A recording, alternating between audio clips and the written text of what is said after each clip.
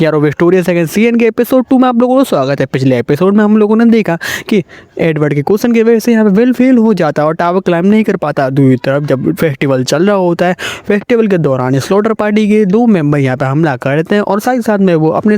मोस्टर भी लेके आए थे जो कि आप पूरे के पूरे टाउन में हमला कर रहे हैं। यहाँ पर आप देखते हैं इस एपिसोड में क्या होता है। अब यहाँ पे विल जब उन सर्कल्स को देखता है तो उसे याद आता है कि 15th फ्लोर पे भी हम लोगों ने ऐसी सर्कल्स देखे, तो कहीं ऐसा तो नहीं है कि 15th फ्लोर में जो हुआ था वो यहाँ पर भी हो रहा है। और साथ ही साथ में हम देखते हैं कि जो मोस्टर यहाँ पे आए थे वो यहाँ पे लोगों पर भी हमला कर रहे हैं और ये जो मोस्टर उनको डियाब्लोस कहा जाता है जो कि लोअर फ्लोर के मोस्टर्स हैं। एक सीनियर यहाँ पे ऑर्डर देते हैं कि मैं अपने मैजिक का यूज़ करके अपने गार्डियंस को यहाँ पे समन करने वाली हूँ ताकि वो उन मोस्टर को कुछ देर के लिए रोक ले, तभी तुमको अपनी एक पावरफुल स्पेल को यूज़ करके उनको खत्म कर देना। और जो सीनियर उनका लीडर था यानी कि लॉर्ड तुरंत ही अपने सारे साथियों को बोल देता है कि तैयार हो जाए एक पावरफुल स्पेल यूज़ करने के लिए।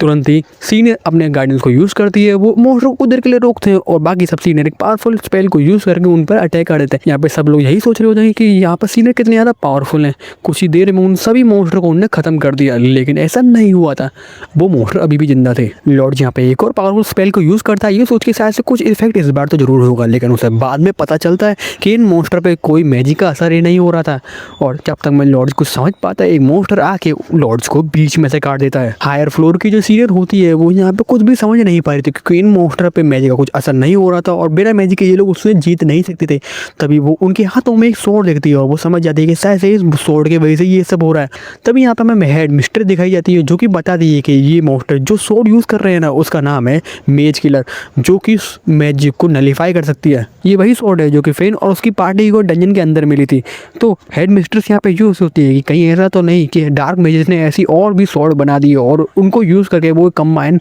अटैक यहाँ पे कर रहे हैं।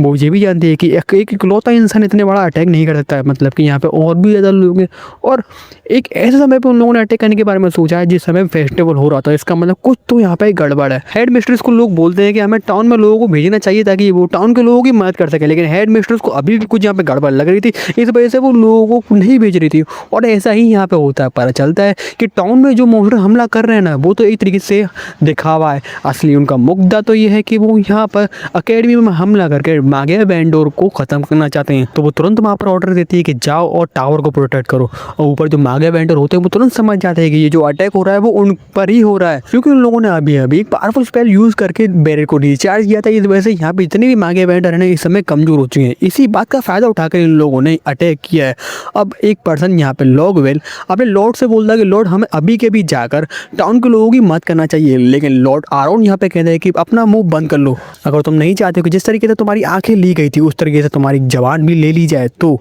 अपना मुंह बंद रखो। और लॉर्ड आरोन यहाँ पे जवाब दे देते हैं कि यहाँ से कोई भी मागिया वेंडर बाहर नहीं जाएगा, क्योंकि उन लोगों का मकसद ही ये है कि इस समय मागिया वेंडर कमज़ोर हो चुके हैं और कोई भी मागिया वेंडर वहाँ पे बाहर जाएगा तो, और अगर वो हार जाता है तो यहाँ पे बहुत बड़ा नुकसान हो जाएगा क्योंकि बैरियर कमज़ोर हो जाएगा, जो कि ये लोग अभी बिल्कुल ही अवॉइड नहीं कर सकते हैं। इसलिए यहाँ पे लॉर्ड आरोन बिल्कुल मना कर देता है कि कोई भी बाहर नहीं निकलेगा। अब हमको यहाँ पे एलिस दिखाई जाती है जिसके सामने मोस्टर सभी लोगों को मार रहे होते हैं, लेकिन तभी वहाँ पे एक लड़की दिखाई जाती है जिसकी माँ आधी मरी चुकी थी, लेकिन उसकी जो लड़की है उस पर एक मोस्टर हमला करने वाला था। एलिस किसी तरीके से उसको बचाना तो चाहती थी, लेकिन वो उस जगह पर टाइम पर नहीं पहुंच सकती थी। लेकिन उसी जगह पर उसी टाइम पे वहाँ पर विल आ जाता है और उस लड़की को प्रोटेक्ट कर लेता है और एक ही करके वो उन मोस्टर को मारने लग जाता है। अब एक बात है, विल को हमेशा से ही ये लगा था कि दुनिया बहुत ज़्यादा क्रूर है, बहुत ज़्यादा निर्दयी है, लेकिन वो कभी भी नहीं चाहता था कि लोगों के साथ में ऐसा हो, इसलिए वो इस जगह पर उसकी मदद कर रहा था। लड़ाई के दौरान विल के हाथ बहुत ज़्यादा काँप रहे होते हैं, लेकिन विल भी ये बात जानता है कि अगर वो इस जगह पर डरा या फिर उसने थोड़ी सी भी गलती करी तो और भी लोग मारे जाएंगे, इसलिए वो तब भी लड़ रहा था। तभी यहाँ पर रोस्टी आती है और रोस्टी उसको बताती है कि सबसे पहले तुम्हें उन मोस्टर्स पर अटैक करना है जिनके पास वेपन है। वहाँ पर रोस्टी पर भी मोस्टर हमला करता है, लेकिन रोस्टी अपने मैजिक को यूज़ करके उसे हरा देती है। इसका मतलब जिन मोस्टर्स के पास में सोर्ड है ना वही सिर्फ और सिर्फ मैजिक को नलिफाई कर सकते हैं। तो विल रोस्टी की बात सुन गई मोस्टर पर अटैक करने लग जाता है जिनके पास सोर्ड है, लेकिन सोर्ड वाले मोस्टर भी कम ताकतवर नहीं थे। वो यहाँ पर विल को बहुत अच्छी टक्कर देते, एक तरीके से यहाँ पर विल ही कमज़ोर पड़ रहा था। एलिस यहाँ पे बोलती है कि यहाँ पर सिर्फ विल सेनपा ही इकलौते ऐसे इंसान है जो कि इन मोस्टर्स को हरा सकते हैं, लेकिन वो ये बात भी जानती है कि विल इकलौता एक इंसान है, लेकिन वो अकेला ही इन सब मोस्टर को नहीं हरा सकता है। तभी आयरिस को लॉर्ड आरोन का एक विजन आता है जिसमें लॉर्ड आरोन आयरिस को बोलते हैं कि मैं अपनी अथॉरिटी, अपनी पावर तुमको दे रहा हूँ और उसको यूज़ करके तुम्हें डॉर्फ को ऑर्डर देना है कि अभी के अभी इस तबाही को रोकने में मदद करो। अब एक्चुअली में हुआ ये था कि मेजिस और डॉर्फ में जो लड़ाई हुई थी ना, उसके दौरान जब डॉर्फ हार गए थे ना, तो उनको हुक्म दिया गया था कि तुम अब हथियार को यूज़ नहीं कर सकते हो। लेकिन लॉर्ड आरोन की हेल्प से, उनकी अथॉरिटी को यूज़ करके आयरिस यहाँ पे बोलती है कि उस सील को हटा दिया गया है और सभी के सभी डॉर्फ को बोला गया है कि अपने हथियारों को लो और इस तबाही को रोको। दूसरी तरफ वैगनॉल से भी यहाँ पे डॉर्फ के पास पहुँच चुके हैं, उनसे भीख मांग रहे हैं कि प्लीज़ हमारी मदद करो, एंड डॉर्फ भी रेडी है। एडवर्ड यहाँ पे ऑर्डर देता है कि जितने भी मॉन्स्टर हैं यहाँ पे वेपन का यूज़ कर रहे हैं, उन मॉन्स्टर्स को डॉर्फ के लिए छोड़ दो, उनसे डॉर्फ लिफ्टिंग है, लेकिन जिनके पास वेपन नहीं है उनसे तुमको लड़ना है। और यहाँ पे स्टूडेंट को भी यही ऑर्डर दिया जा रहा था कि तुम भी हेल्प करो क्योंकि हमारे पास इस समय लोगों की कमी है। अब यहाँ पे बहुत से ऐसे इमेजेस थे जिन लोगों को अच्छा नहीं लग रहा था कि डॉर्फ के साथ उनको मिलकर लड़ना पड़ेगा, क्योंकि ये वो लोग हैं जिनके हिसाब से अगर कोई पर्सन मैजिक यूज़ नहीं कर सकता ना तो वो नाकारा है, किसी काम का नहीं है। लेकिन अब उन्हीं लोगों की इनको मदद लेनी पड़ रही है।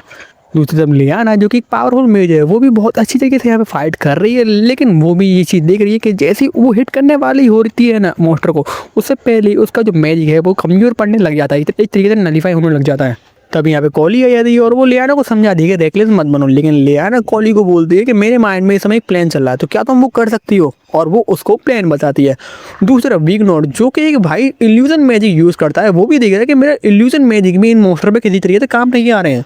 और इन लोगों को साफ दिख रहा था कि इससे पहले कि डॉर्फ आ जाए शायद से ये लोग पहले ही हार जाएंगे। लेकिन रायन यहाँ पे बताता है कि नहीं, ऐसा नहीं होने वाला है, क्योंकि ये मॉन्स्टर जब भी मैजिक को इरेज कर रहे हैं ना, तो नेक्स्ट अटैक से पहले इनके टाइमिंग में थोड़ा गैप हो रहा है। तो रायन यहाँ पे बोलता है कि एक बार में इतने सारे अटैक कर दो, वो भी बिना रुके, तो इससे वो अपने आप को रिकवर नहीं कर पाएंगे, और ऐसा होगा कि मॉन्स्टर क्या करेंगे, उस जगह पर दूसरे मॉन्स्टर्स को सेक्रीफाइस करेंगे, एक तरीके से उनको शील्ड बना के यूज़ करेंगे ताकि वो उस जगह से निकल सके।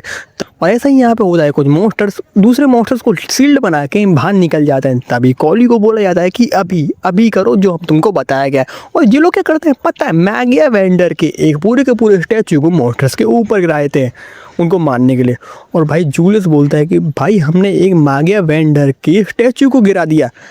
भाई कितनी कड़ी सजा मिलने वाली है पता है हमको। पर यहाँ पे एक चीज़ पता चल जाती है कि इन मॉन्स्टर्स पर फिजिकल अटैक काम कर रहे हैं, तो इसी जगह पे ये लोग अर्थ मेजिस को भी यूज़ करने लग जाते हैं, और राइट टाइम पे यहाँ पे डॉर्फ भी आ जाते हैं इनकी मदद करने के लिए। और स्लॉटर पार्टी के मेंबर को यहाँ पे साथ दे रहा था, उनका जो प्लान उन्होंने सोचा था ना बिल्कुल ये काम नहीं कर रहा है, और ये सब इसलिए हो रहा है क्योंकि अकेडमी के लोगों को जो मेज किलर जो स्वॉर्ड है ना उसके बारे में पहले ही पता चल गया, उनको उनके हाथ में ही वो मेज किलर स्वॉर्ड पड़ चुकी थी, जिसके वजह शायद से उन लोगों को उस स्वॉर्ड को एनालाइज कर लिया।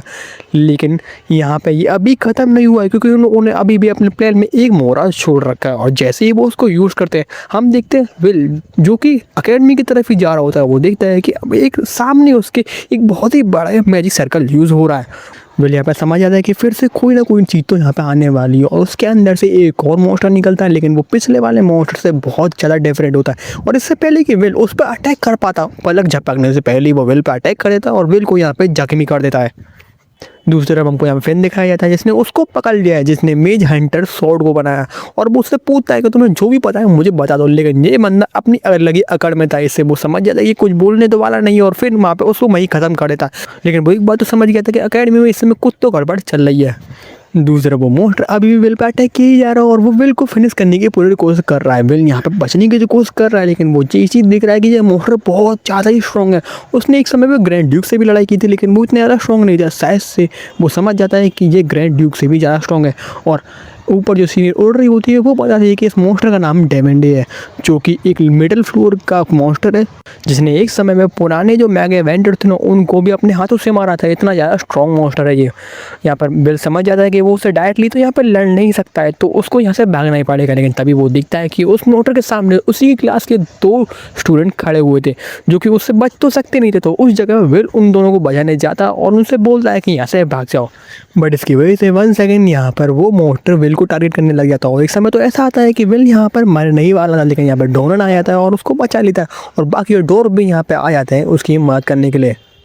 एलिस भी यहाँ पे ऑर्डर दे देगी जैसे सारे के सारे मॉन्स्टर मर जाए, सभी लोगों को यहाँ पे डेवन डे पे अटैक करना है, वो इकलौता टारगेट यहाँ पे होने वाला। और ऐसा लग रहा था देख के कि अब डेवन डे हार सकता है क्योंकि बहुत सारे लोग उस पर अटैक करने वाले हैं, लेकिन हमको पता चलता है कि स्लॉटर पार्टी का प्लान ही एक्चुअली में ये था और वो अपना अभी भी मास्टर प्लान तो यूज़ किए ही नहीं थे। और जैसे ही वो अपनी डेवन डे की एक्चुअल पावर को यूज़ करते हैं तो डेवन डे के अचानक से ऊपर से एक कोर निकलने लग जाता है। और इन लोगों को स्टार्टिंग से प्लान यही था कि सभी लोगों को एक जगह पे पहले इकट्ठा कर लेंगे, उसके बाद में डेवन डे की एक्चुअल पावर को ये लोग यूज़ करेंगे। और डेवन डे की एक्चुअल पावर ये है कि वो अपने आसपास के जितने भी उसके साथी हैं ना उन्हीं को ऑब्जॉर्व कर जाता है और अपने आप को और ज़्यादा स्ट्रॉन्ग कर लेता है। अब ऐसी बात नहीं है, उसको रोकने की यहाँ पे कोशिश नहीं की थी, डॉर्फ ने यहाँ पे कोशिश की थी उसको रोकने की, लेकिन स्लॉटर पार्टी के मेंबर कुछ करने ही नहीं देते और बोलते हैं कि तुम कुछ भी नहीं करोगे और अपने सामने मॉन्स्टर को जाम लेते हुए देखोगे। और इन लोगों के सामने ही वो मॉन्स्टर हो जाता है इवॉल्व होने के कुछ समय बाद ही ये माँ के जितने भी लोग होते हैं उन सभी को हरा देता है।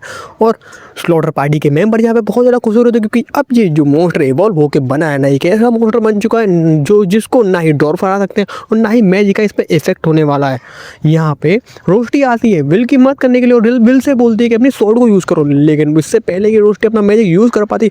वो मॉन्स्टर जाके रोस्टी के हाथों को काट देता है। इसे देख के विल को इतना ज़्यादा गुस्सा आता है कि वो डायरेक्टली उस मॉन्स्टर से हेड ऑन ही लड़ने लग जाता है दूसरी तरफ की यहाँ पे रोस्टी के पास आती है, उससे पूछती क्या तुम ठीक हो। रोस्टी बोलती चिंता मत करो, तुम अभी के लिए खोली के पास चले जाओ ताकि तुम वहाँ पे सेफ रह चुको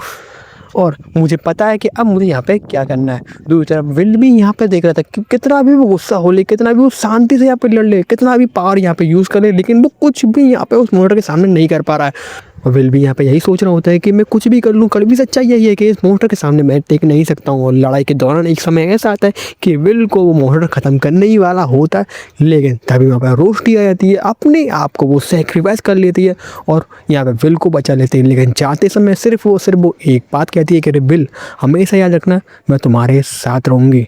और इसी के साथ में ये एपिसोड खत्म हो जाता है। आई नो आप लोगों के मन में अभी समय यही चल रहा होगा कि आगे एपिसोड में क्या होने वाला है, क्योंकि अब रोस्टी मर चुकी है और सच में क्या वो मर ही चुकी है और रोस्टी के मरने के बाद में विल की लाइफ में क्या चेंज आने वाला है। अब यार ये सब चीज़ तुमको अगले एपिसोड में पता चलेगा, उसके लिए तुमको चैनल सब्सक्राइब करना होगा ताकि आपको अगला एपिसोड सबसे पहले मिल जाए। वीडियो पसंद आई तो वीडियो को लाइक करें, चैनल को सब्सक्राइब करें। आपको सामने स्क्रीन पर इसकी प्लेलिस्ट दिख रही होगी, उसे टैप करोगे तो आपको बाकी के एपिसोड्स भी मिल जाएंगे। Peace out.